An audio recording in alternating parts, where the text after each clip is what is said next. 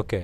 దా అంటే సార్ అంటే ఇప్పుడు మీకు ఎదురెదురు ఇప్పుడు ఎల్ఓసి ఇవన్నీ ఉన్నాయి. కొన్ని పోస్టుల్లో ఎదురెదురుగానే మీకు శత్రువు కనిపిస్తుంటాడు. అంటే కాల్పులు ఆపాలంటే వైట్ ఫ్లాగ్ చూపించాలా? వైట్ ఫ్లాగ్ చూపించి వైట్ ఫ్లాగ్ చూపిస్తే ఖచ్చితంగా వాళ్ళు వైట్ ఫ్లాగ్ అగ్రి చేయాలండి. ఇది యూనివర్సల్ రూల్, యూనివర్సల్ రూల్. ఓహో, అలాంటి సందర్భం ఇప్పుడు ఎదురైంది సార్? వాళ్ళు చాలాసార్లు చేశారు. ఇదిగో మొన్న చేసింది అదే కదండి, వైట్ ఫ్లాగ్ చూపించారంట. మా పార్లెన్స్లో వైట్ ఫ్లాగ్ చూపించారు వాళ్ళు. వాళ్ళు చూపించారు అంటే చేయొద్దు అని, మీరు కూడా ఆటోమేటిక్గా ఆగిపోతారు జనరల్గా. అంటే ఇప్పుడు వైట్ ఫ్లాగ్ చూపిస్తారు కదా సార్, అది ఎంతసేపు సార్ దానికి వ్యాలిడిటీ? ఎంతసేపు మీరు కాల్పులు జరపకుండా ఆగొచ్చు ఆ వైట్ ఫ్లాగ్ చూపించిన తర్వాత? దాని తర్వాత ఏదో ఒకటి కమ్యూనికేషన్ చేస్తాడు కదండి, అరుస్తాడు, ఏదో ఒకటి చేస్తాడు, సైన్ చూపిస్తాడు. ఒక్కోసారి ఏంటంటే మా డెడ్ బాడీ అక్కడ పడి ఉంది, మేము వెనక్కి తీసుకుంటాం అని చెప్తాడు. ఇప్పుడు వైట్ ఫ్లాగ్ మీరు చూపించారు సార్, మన ఇండియా వాళ్ళు చూపించలేదు, లేదంటే వాళ్ళు వైట్ ఫ్లాగ్కి రెస్పెక్ట్ ఇవ్వకుండా వాళ్ళు కాల్పులు జరుపుతూనే ఉన్నారు, మరి అప్పుడు మనం కూడా దానికి ప్రతీకార చర్యగా మనం కూడా ఏదో ఒకటి చేయాల్సి ఉంటుందండి. నెక్స్ట్ ఫ్లాగ్ మీటింగ్లో చెప్తాం క్లియర్గా, మీరు వైట్ ఫ్లాగ్ని యాక్సెప్ట్ చేయట్లేదు. అదే 1971 వార్లో 150 పైగా prisoners of war hand over చేయలేదు.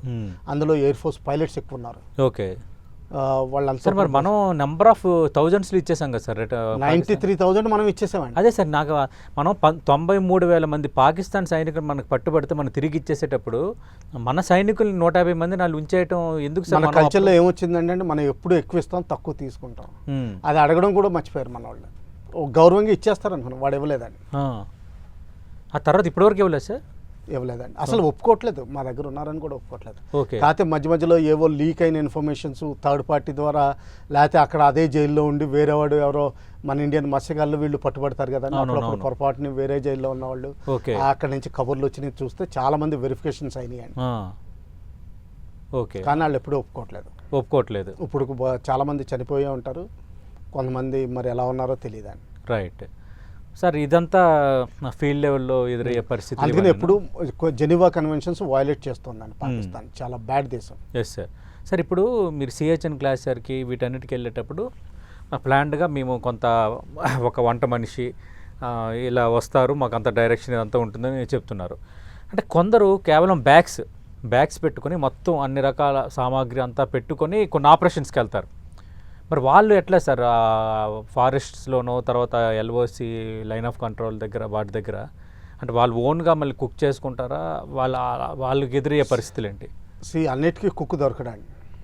అప్పుడు ఏం చేస్తారంటే జనరల్గా కిచిడి మనమే వంట చేసేసుకుంటారు, అంటే స్వయం పాకం అనుకోండి.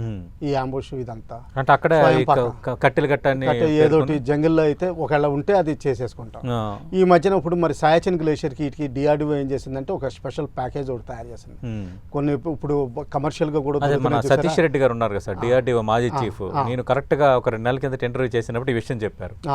వాళ్ళు ఏంటంటే ప్రిపేర్డ్ పరోటాస్, ఇంకా కొంచెం ఉప్మా, కొంచెం బిర్యానీ, అదే పులావ్, బిర్యానీ కాదు, ఓకే, ఇలాంటివి కూడా చేసి ప్రీ ప్యాక్డ్ వస్తున్నాయండి.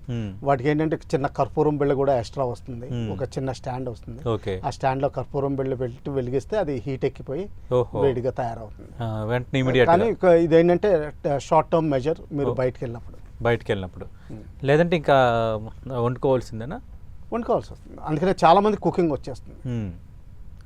ఆ తర్వాత వాళ్ళు పీస్ టైంలో ఏమవుతుందంటే మంచి భోజనం తయారు చేసుకోవడానికి మరి గవర్నమెంట్ ఇచ్చిన మనిషి అయితే ఒక కుక్కే ఉంటాడు, వాడికి హెల్ప్ చేయడానికి, కూరలు కట్ చేయడానికి. జనరల్గా ఏంటంటే రొటేషన్లో మనుషులు రొటేట్ చేస్తాం.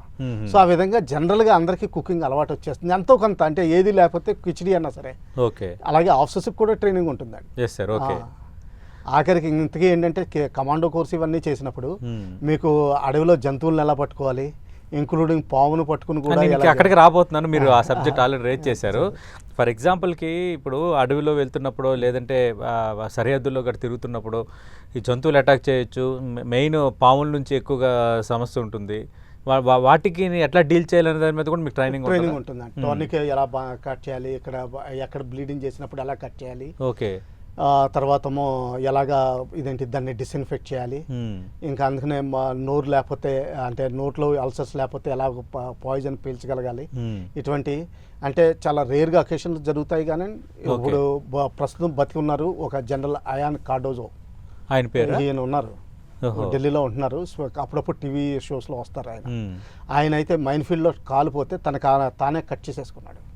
అబ్బా లూజ్గా ఉంటాయి కాళ్ళు. ఎస్ ఓహో కట్ చేసేసుకున్నాడు తన, అదే గూర్ఖా కత్తి తీసుకుని, దాన్ని కుక్రీ అంటారు, ఆ కుక్రీ తీసుకుని తను కట్ చేసేసుకున్నాడు. ఓకే. అటువంటి పనులు కూడా ఉన్నాయి. అంటే ఇప్పుడు పాము